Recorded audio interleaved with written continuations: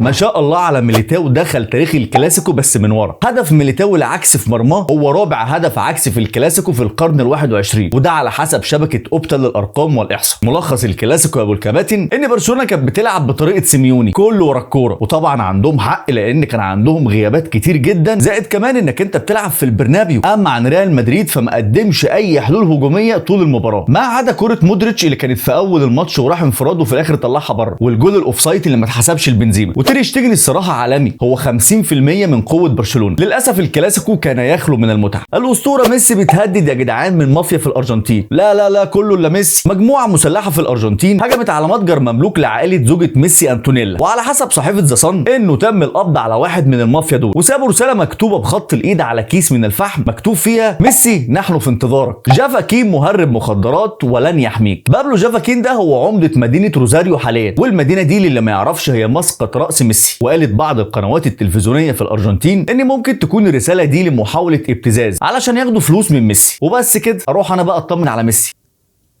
الحقوا يا جدعان، شكل الساحر رونالدينيو هيعود تاني الى برشلونه.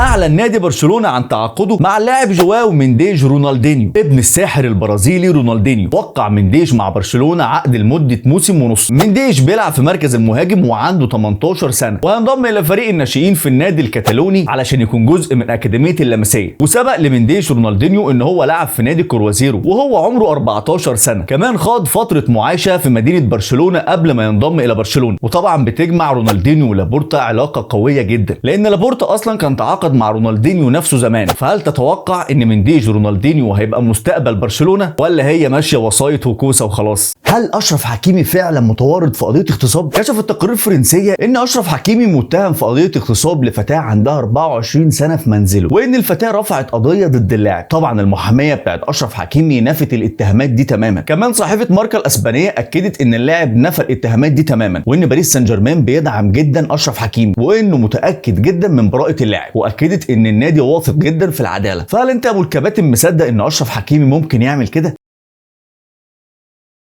هي ايه لعنه ريال مدريد في كاس ملك اسبانيا؟ واللعنه دي اصعب من دوري ابطال اوروبا. تخيل ريال مدريد بقاله مده كبيره جدا ما فازش بالبطوله دي، مع انها البطوله الثانيه في اسبانيا بالنسبه للاهميه. البطوله دي غايبه عن الميرينج بقالها 9 سنين، رغم ان ريال مدريد فاز بكل الالقاب الممكنه واللي مش ممكنه. البطوله دي كمان استعصت على مدربين كبار عدوا على ريال مدريد، بدايه من رافائيل بنتيز مرورا بزين الدين زيدان وغيرهم. حتى كمان استعصت على انشيلوتي نفسه في موسمه الاول في ولايته الثانيه. اخر مره فاز بيها الملك ريال مدريد كانت سنه 2014 على قد مدرب مين؟ تخيل انت كده، كارلو انشيلوتي في ولايته الاولى. فهل ريال مدريد ممكن يكسر كل النحس ده ويفوز بالبطوله السنه دي؟ على العلم ابو الكباتن ان برشلونه هو خصمه القادم في نصف النهائي، فيا ريت تقول لنا ايه هو توقعك في المباراه.